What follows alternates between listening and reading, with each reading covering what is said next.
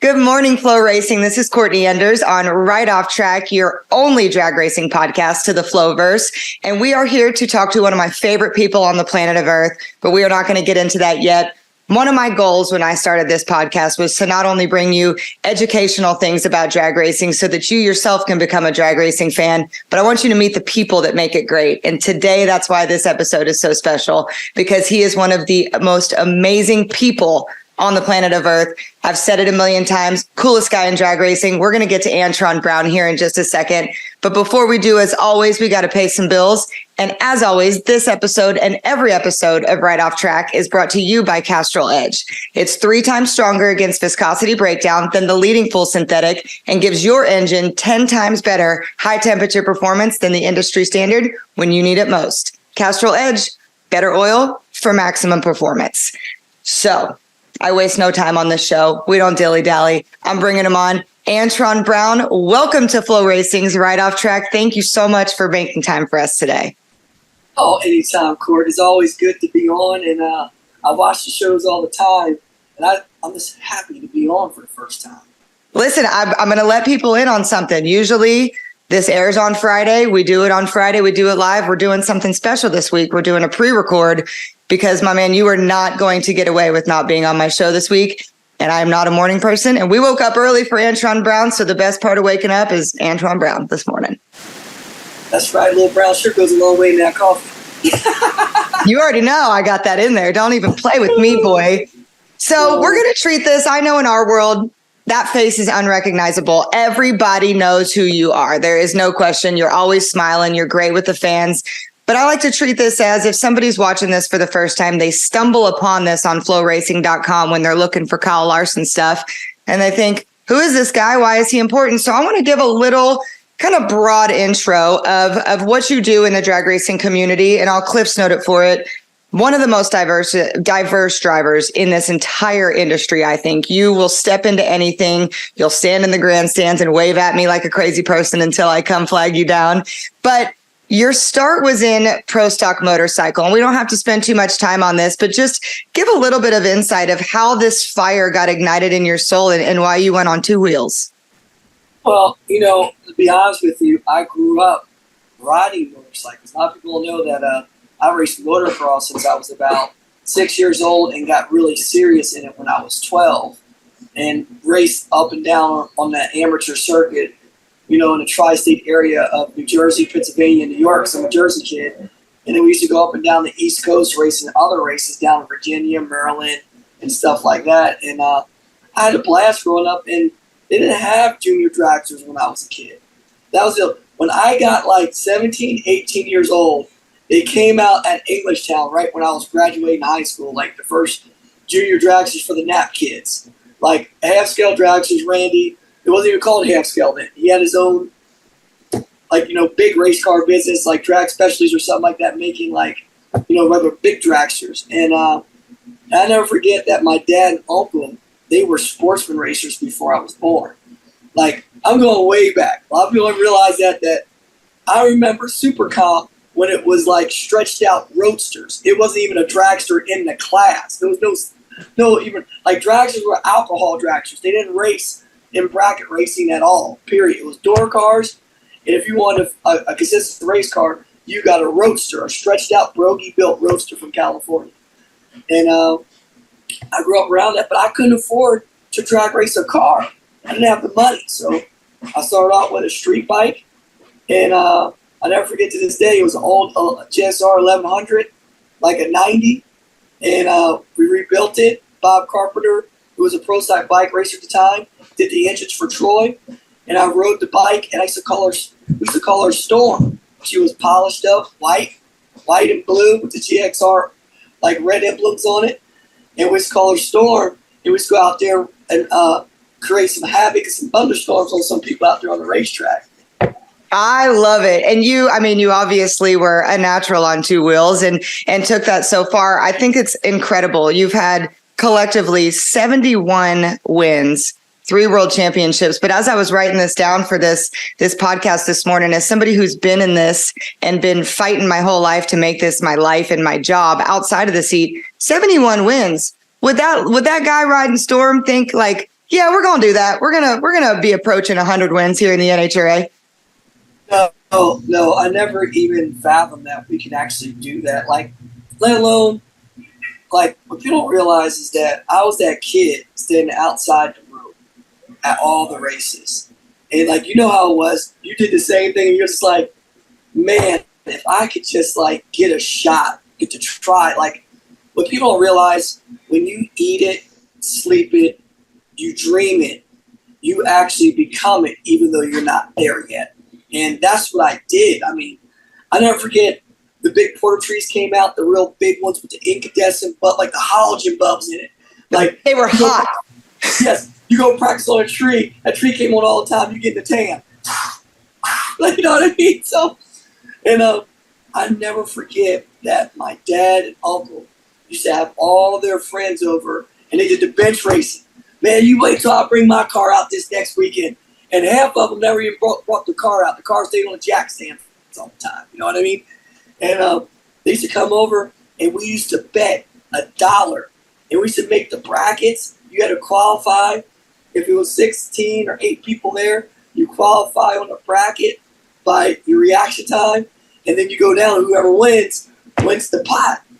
And I was a young kid, and I used to take pride in taking all their money, so I can have that extra lunch money for school. Because Brother Man was going to get that ice cream. Listen, we'll talk about this later too, but you better get that ice cream this weekend in Norwalk. We'll hit on that here in a minute.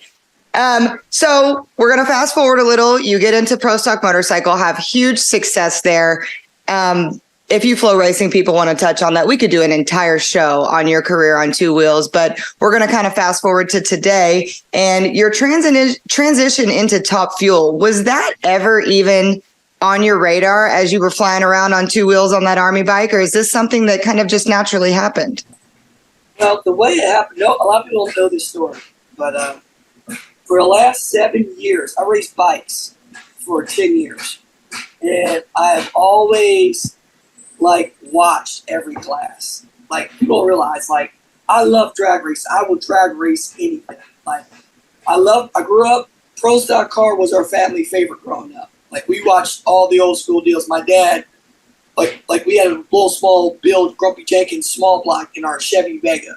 So there was a miniature Pro Stock car back in the mid-70s. That thing went 980s back in the late 70s at 140 miles an hour. That was fast. No nitrous, no nothing, just straight motor.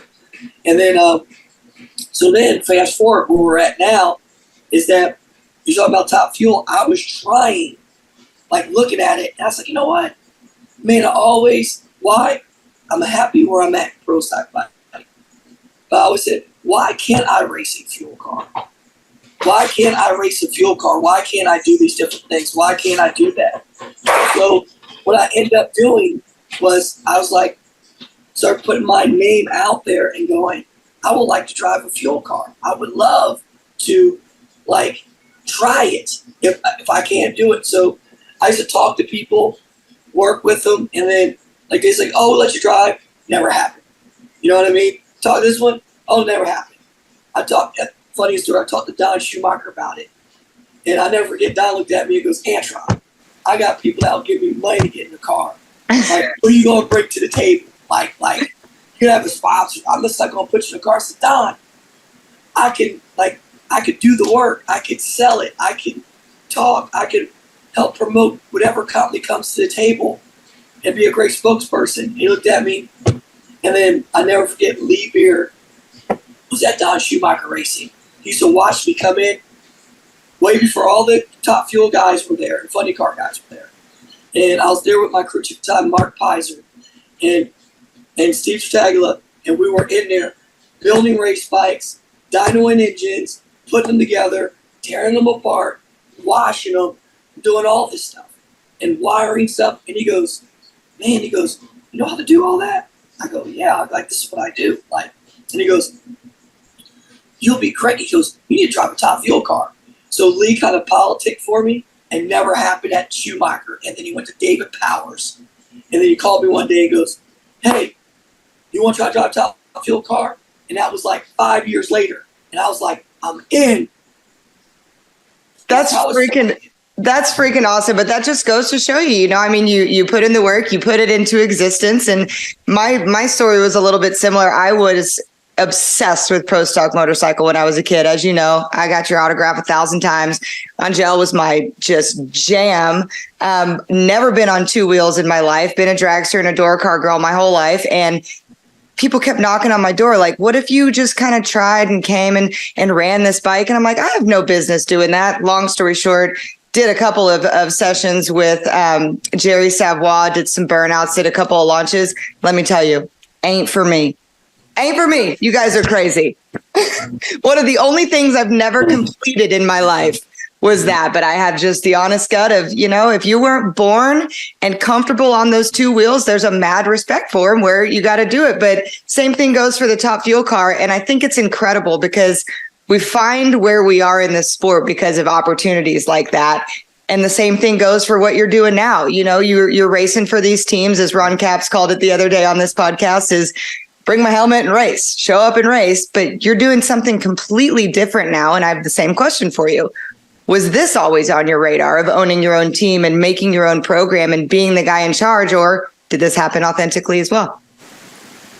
This is one of those deals where, in life, I'm always pushing myself to do better, to be better. And it was just one of those deals that just evolved to where it's at today, where I go, all right, well, you always think about where you want to be and you have these dreams. Like, you get to one dream and you're like, I made it happen. Like, I'm an NHRA, I'm a professional pro stock motorcycle rider. Why stop there? What's next? Top fuel, funny car, that'll be huge, that'll be big. But then I go, can I do it? And then I got in it. I said, yeah, I could do it. It's just time. Just like, I'm sure if you just gave it more time, you'll be able to make the bikes happen. And then once I evolved and I got past there, I go, what's next? I go, well, I want to control my own destiny. I've been on numerous different race teams. And for me, I got shuffled around 4 times. Like, I raced for David Powers, sold the team at the end of that year because the market went down, the homie market, and he couldn't afford to help do it and keep going. Then I raced for Mike Ashley. Then he sold the team. No, David Powers sold the team to Tim Buckley. Tim Buckley had a team for like 3 months. Sold to Mike Ashley. Mike Ashley had a team for 1 year and one of the best people I ever raced for, like the most positive, motivated guy I ever been around in my entire life. Like, he wills things into existence. Then, after that, I was with Don Schumacher. And I was with Don Schumacher for a good 10 years of my whole top fuel career. Pretty much, I would say probably like, literally with Don for like 10 years. And won 3 championships, did a lot of great things. We elevated. And I was like, you know what, though? It's time for me to navigate on my own and build a legacy for my family. And that my kids want to race. And I'm like, all right, well, it's time to do something different. I've done this. And the coolest part is, if I mess up, it's great because the buck stops here. Shame on me. And I can build and create a team that I can make these people be the best versions of themselves and be with them every day, and also open up opportunities and doors for other people coming from the grassroots. Like, I'm bringing in interns that work on my team. I am trying to cultivate grassroots racing, like on the bracket racing side, to the A-Fuel, to the A-Fuel funny car side, and pro mod side. I'm trying to create that so that I can take those talented drivers from there and then shuffle them into the fuel ranks, but cultivate them, like help them grow, understand how to work as good off track as they do on track. And that's where my heart's at right now, is to build this sport and bring forth the new future stars. It's so clear in it when people watch you, just not even in the car, but outside the car, and how you interact with these people. But now that you've gotten to where you're at, you are a driver, but at the end of the day, the buck does stop there and it is your team. How's your Sunday mindset? Are you, Antron the driver, are you battling that fact of you've got a million things running around in your head and this is your circus with your monkeys, or are you kind of able to compartmentalize it? What's Antron Sunday like? Well, Sunday, last year I was a disaster. I was a mess. I didn't get the hang of it until halfway through the season, and I was still doing good, but I wasn't AB of old where I come in sharp and polished on race day. And it took a little bit of getting used to, I would call it getting comfortable with being uncomfortable. You know what I mean? And what it was just like getting my mindset where I got in the car and I had to turn the ownership side off and turn the driver mode on, the race mode on. And what I've learned to do is I come in on Thursday, ownership's turned off. I'm driver. Like Ryan Karate runs the show with Mark and Brad, and I listen to what they tell me, and I'm turning that off. Like they control everything during the race weekend, and I'm just focused on driving the car. And Ted Yerzik, my guy, my sponsor relations guy, he's pointing the direction I got to go. Amy, go here, go there, go there. I'm like, and when I get in the car, I'm flicking the glider switch on, click. When my mind goes blank, and I'm racing. And it took me a while, It took me a long time to shut that business mode off because your mind's always thinking about, I got to do this, got to do this, got to do this, got to do this. We need to have this happening. Man, look at this guy. He's not doing it right. He needs to do it like this. I got to go, all right, shut down, jot it down, and we'll address it when we get back in the shop after the race weekend's over. I think people don't realize how mental, and I mean this in a positive way, not a crazy way, how mental drag racing is. And, there's this stigma of athletes in the world and, our race car drivers, athletes, and we're nominated for ESPYs. Congrats to Brittany for that. I saw that last night, which is cool. But there's this almost stigma to where I think we're the only ones that really realize the mental and physical athletes that drag racers are. No matter what car you're racing, there is a connect or a disconnect with your brain and your body of what you've got to do to be physically and mentally able to do this. And you're one of the ones that I think has their head wrapped around this through the years. I follow you on social media and you work with trainers in Brownsburg and do reaction time type things, but give us a little insight to what goes on to building the champion, if you will, if I'm going to be cheesy here and say that, but the mental side and the physical side of being that athlete that you've got to be able to turn on and off that switch and be physically bodied able to do what you do. Well, the one thing is that to be mentally strong, you have to be physically strong and fit. Okay, you have to have confidence. Right? Amen. It's like anything. It's just like we all grew up and went to school. We all know when you don't study for a test, you go in there, you're shaking and you're nervous because you're hoping that you just pass the darn thing because you're not prepared for it, right? Well, that's the way racing is. Any sport is that you got to prepare to be successful. And for me, I know I was an athlete since I was a kid, all through high school and all through college. And I know what it's like to train. And when you train and you put the work in, you start getting like not this swagger or cockiness, but you just get this inner confidence where you're just at ease because you're ready for battle. You're ready to grind. You're ready to go through the grunt. If the trenches get deep, you can keep shoveling, locking out, shoveling in. I got you. You know what I mean? And when you have that, you go into that mindset because you got to remember drag racing is like chess. You got to know your opponent, know how to race them, know what to do. But it's not the racing that takes all the juice out of you. What people don't realize about drag racing, we entertain and interact with all of our partners. Like this week, I've been here in Ohio. I got in Monday night, and I've been doing sponsor activations, 2 of them on Tuesday, 2 of them on Wednesday, not getting done until 9 o'clock at night on both nights. Now I'm at the track doing more sponsor obligations, helping get set up, and then tonight I got another deal, but then I got to come back on Friday with pro board meetings, sponsor interaction at the track with hospitality, and then we got to go qualify at nighttime. So I'm going to be at the track tomorrow at 9 a.m. I'm not going to leave here till 11 p.m. tomorrow. So when you look at all that, when you get in a car, if you're not physically fit, you're going to get in a car and your mood set's going to be like, oh, I'm burnt down. Yeah. Because I'm not like, oh, I'm up. I'm this way. I'm that way. Well, now I'm physically fit. When I get in that car, I'm just like this. I'm still strong. I'm still ready. And I can still be in attack mode.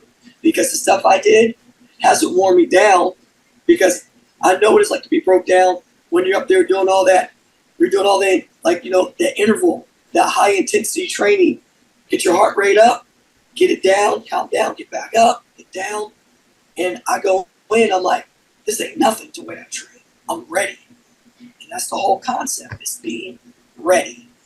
That is incredible. I cannot wait to clip that and make it its own clip here on FloRacing. But I think that a lot of people could really take use from that, because I've worked with a ton of different drivers in a ton of different areas. I've been there, Ted Yerzik, if you will. And I think that I've seen a lot of people bog down, and there is something to be said for you're stretched really thin, and here you are doing Right Off Track with us in the morning before you go do more sponsor stuff, because you love the community, but you get stretched thin in a sense of where you kind of lose sight of which part of this is important. And I've seen some drivers that I work with that turn down some sponsor stuff because they don't have that mental bandwidth or that mental capacity to go be able to do that and then perform. But I think you're professing the school on how to do it all, because I don't think I've ever seen you with a frown on your face. I don't think I've ever seen you turn somebody down at your ropes. You've never not just lit up the room. And that's why I wanted to ask you that question, because it's tough. I've seen these. I've lived it. I'm not even in the seat, and I've been burnt out, bogged down. I'm about to go on my 8th weekend in a row, and let me tell you, I'm tired. I'm very tired. This shit is hard. This shit is really hard, but that's incredible. And I think that people in all brands of sports can learn from that. And I think that's why you're able to do what you do. And I'm going to transition this, because I'm getting better at transitions here, into what you do for the RVW world. And there's extra, because the NHRA schedule is grueling. What you do is absolutely grueling. There's no other word for it. It's rewarding, but it's grueling. But somehow you make time to go play and fret and do things that are in other brands of motorsports because you enjoy it and because you do. And so I want to get into that with Manny. We'll just quickly touch on how that came about. I was talking to somebody in the industry who used to be in drag racing last night, and he said, how the heck did Antron get hooked up with Manny Bajinga? Hey, well, the funniest part is one of my really close, dearest friends, Carlo Calanata, who used to race at NMCA back in the day, and he still races now. He races like the grudge races and different stuff like that. Him and Manny are really, really good friends. And Carlo and Manny talk all the time, and then Carlo used to talk to me about Manny, and then Carlo used to talk to Manny about me, because me and Manny got the same mindset, kind of temperament, like Manny's all in, right? So it was funny. He's always trying to grow the sports that he's in, like the radial world and also the pro mod world he's getting into. And he goes, Carlo, it'll be cool. You think Antron would ever want to come out and drive one of my cars when we go up there? And Carlo goes, heck yeah, he would. Manny goes, you think he could do it? And Carlo goes, Manny, AB races anything. He could drive anything. He goes, that joker can race whatever you put him into. He can race a dump truck. He can drive a semi truck, skid steer, track. It don't make a difference. What you want him to do, he could do it. And it was so funny. So I got to meet Manny at the PRI show. Really, really good dude, like a few years back. And it's just a good guy. And I checked his car out. And that's when he first, like Fred was coming in. That's after he already had Ted. And then he started with Fred. And I'm like, man, I said, this car is unbelievable. I said, you running like a pro mod style engine on the little tires? Like, you out your mind. You out your mind. And then, lo and behold, this is the funniest story, Courtney, that people don't know. I love it. This is why I love this show. My wife is terrified of pro mod cars because she sees them on their lid. So here I go down to Florida. And I'm like, Billy, it's okay. I'm going to drive a Pro 275 car. Their radials, they're not as bad as a Pro Mod car or nothing like that. And I know I'm trying to smooth this over so I can go. Lies. Right. Well, they run the same engines or bigger engines with more power with smaller tires, right? So this is the funny part. I get down there. My wife is watching FloRacing TV. She's watching Flo, the live show. And the announcer goes, these cars are insane. They are Pro Mod on steroids with small tires. These drivers are completely nuts. You know what I got? Ding, ding, ding, ding, ding, ding, ding, ding. Hey, what's up, Billy? What's up, baby? She goes, I thought you weren't driving a Pro Mod car. You driving something even more stupid. What you doing? Look at you sleeping on the couch. Jeez, OP. Oh yeah. It is. You and I talked after you made that run when we were in Bradenton, and I just genuinely asked you, like, how did it feel? Because you are one of the few people that has such a large spectrum of how these different cars, bikes, Top Fuel, everything.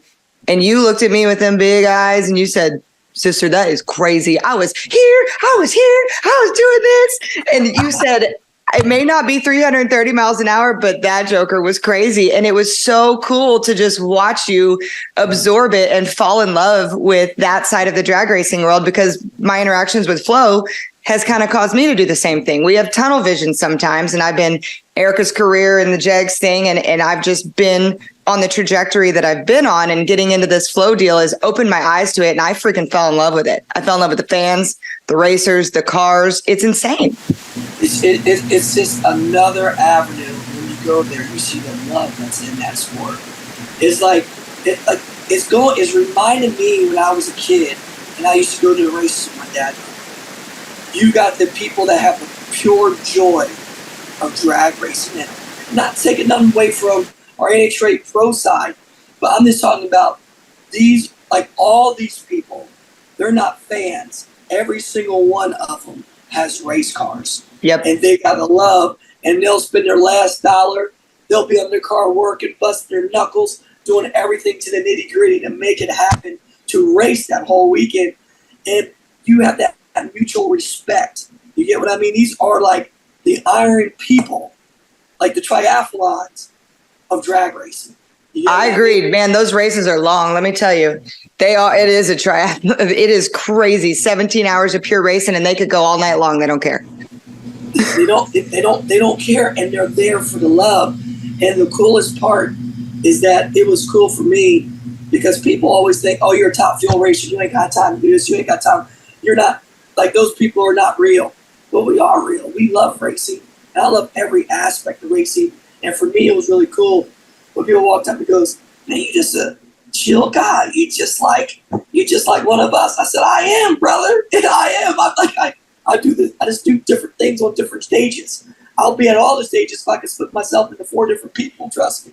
Amen. And it is cool because you were just watching in the grandstands. I was getting B-roll. I love this story. I tell people this all the time. I was getting B-roll up in the stands and I see some crazy person waving at me and I'm like, gosh, this guy, who is he? Zoom in. It's Antron Brown sitting in the grandstand watching. I'm like, this guy's crazy. Courtney goes, who's this nut? Yeah, I'm like, don't give me, I ain't got time for this shit today. But on the family aspect of this is, I have a short list of people that I've wanted on this show, and I kind of wait until newsworthy race wins, things of that sort, so that we can keep up with what's going on in the racing community with the personalities. And when I saw Anson win the other night, I said, Antron, top of the list, here we go. And I'm so thankful that you got me on here. But your family, you talked about Billy texting you, calling you a crazy person, all this. They have supported you through this through and through. They have felt your passion come through. And I think that we're starting to see that now with your kids.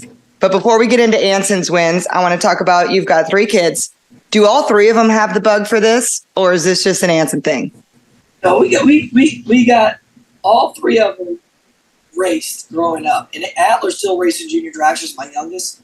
But Ariana, even though her first love was dance, she loves to drag race. People don't realize it. And when she got in, she was a monster. And she never won a race, but she's been in these big junior races where she made it to the final and went 8 rounds and lost in the final. And she's been to races where she made it to the finals numerous times, and she wanted to win so bad, she red lighted by 001, 002. And I'm like, baby, just do your thing. And Anson, he's the one that started to love out. He's the most passionate. This is all that boy eats, sleeps, and drinks about. And I never knew, like, the things he could do. You get what I mean? Like yep. You take it for granted, like, how good can somebody be or whatever it is. And you never know that the boy is always watching and learning, not from me. He sees what I do. And he challenged me on the reaction time to all the time. And he's getting really good. He's getting, like, he's almost beaten. I ain't letting him beat me yet. And he just does so much other stuff, watching, like, all the other races, like your Luke Bogacki, your Peter Biondo, your Justin Lambs, your Richard, your Richardson brothers, all of them, man. I mean, Langdon, like, he watches, like, his biggest deal, he goes, hey, Dad, I gotta race Conley. Like Jags, Jags' wife Samantha killing it. He grew up with McKenna Brown. McKenna Brown's older than Anson, but they all raced together growing up. And it's just so crazy to see how he learned so much. And you ever thought foot brake at a junior dragster, and you get into a big car with a trans brake button, where he took to it like a duck to water. And that's just, it's in the blood. Like drag racing, I've said this almost on every one of these shows because I think people outside of it don't get it, but there's something crazy about us. It's in the blood. I've tried to shake it. I tried to have a normal life. You just can't. When it's in your blood, it's in your blood. But take us back to last weekend at the TB race. He's got, I mean, you obviously believe in your kid. That picture of you jumping on the starting line. I'm the starting line jumper. You put me to shame, damn it. You jumped higher than me. I got tagged in that so many times. Like, you're no longer the jumping queen. Antron got you covered. So you took my role. I got to do it when Erica wins this weekend. But that was so cool to watch your pride just beam from you. But the coolest part to me is second generational stuff. Like, we've heard drag racing is dying. We got to get more young kids, yada, yada, yada. I don't buy it. It is alive and well. You got Autumn Height. You got McKenna Brown, like you said, Jeggy's wife, his daughter coming in hot. Conley, he's got kids now. You know they're going to be in dragsters before they can walk.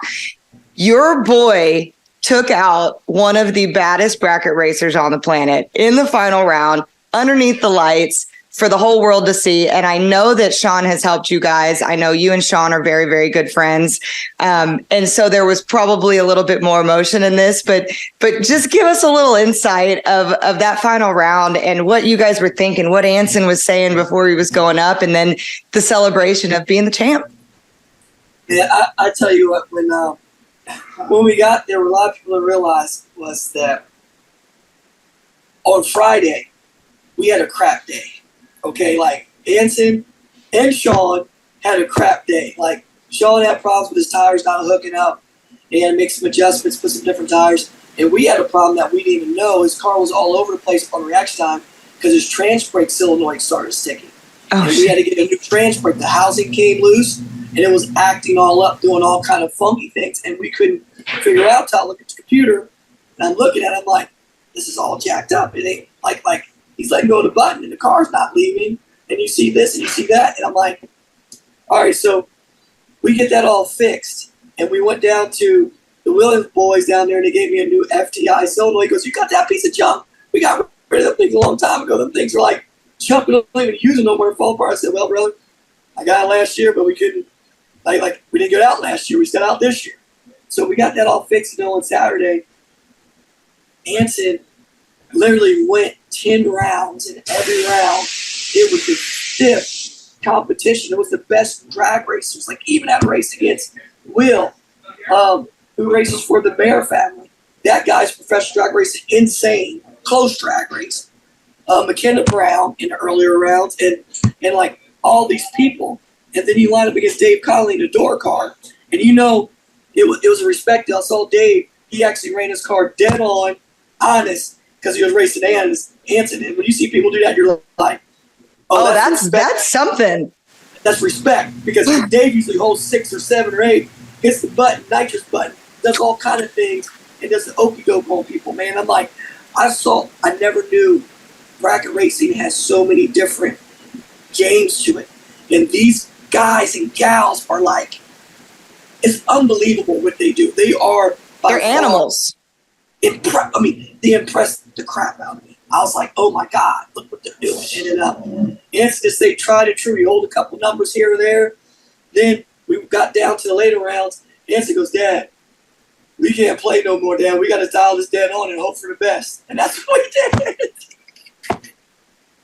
That's so crazy. And you're right. Again, with the Flow Racing community, the bracket racing, we are just getting into that. And I cannot wait to teach them about it. But it is the most complicated, difficult thing to do. You got to win 8, 10, 12, 15 rounds in a weekend to do anything. And that is just, it is so incredible. I'm so proud of you guys. And I think it's so cool when the second generation busts. I love Sean Langdon, but man, that was cool to see him bust him. Oh man, it was incredible. And then Sean, he was 00 because him and Anson were going back and forth on the trees to do different things. And Sean was the round before him and Anson had the same exact light. Like Anson was 006, Sean was 006. We ran dead on with, I forget what it was, like a 3 or a 4. And Sean ran dead on with a 5. So it was like, it was going to be the monster final round. And I'm like, Anson goes, Dad, what should we do? I said, son, just let it ride. Don't put no more in the box. Just leave it alone. I said, it's final round, just do what you do. And Anson was 004 and ran dead on with a 2 in the final. And that joker left skinny gap. That is nasty. Yeah, like I looked at him, I go, boy, you wanted to win. And he did. And Sean for some reason was 020. And he goes, Dad, I just missed a tree. And I'm like, shoot, man. I go, like that's what Sean said. And I was jumping up and down, and we were talking before we left, and I was teasing him, and it was so funny. It was so funny. Sean came back and go, did I say that? I said, did we agree that we split? I forgot that conversation. No, I think we did agree that we're splitting. Did we? Sean goes, yes, we did. Yes, we did. I said, you sure? You sure? I said, I think I'm getting old, Sean. You know I'm almost 50 now. I can't hear good. I love it. I think it's so poetic for the community, for your kid to be doing well in that. Last thing I want to touch on before we let you go here. What does the future look like for Anson or even any of your kids? I mean, now that you're a team owner, I don't want to speak out of line here, but like you said, you think it, you dream it, you build it. Is this something that you guys want to do together as a family? Does he want to take it to the levels? What are his thoughts? Yeah, Anson's dream is like, I don't know, I'm a little scared to put my kids in a fuel car. Duh. Right? But the thing about it is, I know Anson's biggest dream one day is before I retire, he wants to race against me in the fuel car, which I still got plenty more years left, and that might happen. And I'm like, all right, son, but I said, first, you're going to school. I said, you keep on bracket racing. I said, because right now, you just want to race and we got your college paid for. No kidding. He could pay for his own way with bracket racing. He did. He just did. We just paid for his first 2 years of college and his dorm rooms and everything. Like his rooms and everything. He was, we're going to race for us. I said, you got your own college scholarship. Now the trick is we got to go out racing some more and win some more money down the road in the next 2 years to pay for your last 2 years.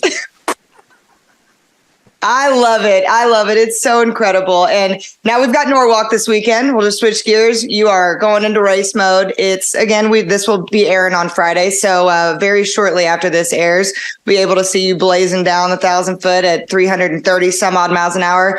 Norwalk, an incredible track. You've got the Summit sponsor. You just went and did all that today or yesterday. How are you feeling about this weekend? You feeling good? You want to get some ice cream? Oh, I want to get some ice cream. I want to get that scooper. You know, you get that scooper when you win. And we got one of those already. And I heard they got a new one. Erica told me that there's some new design.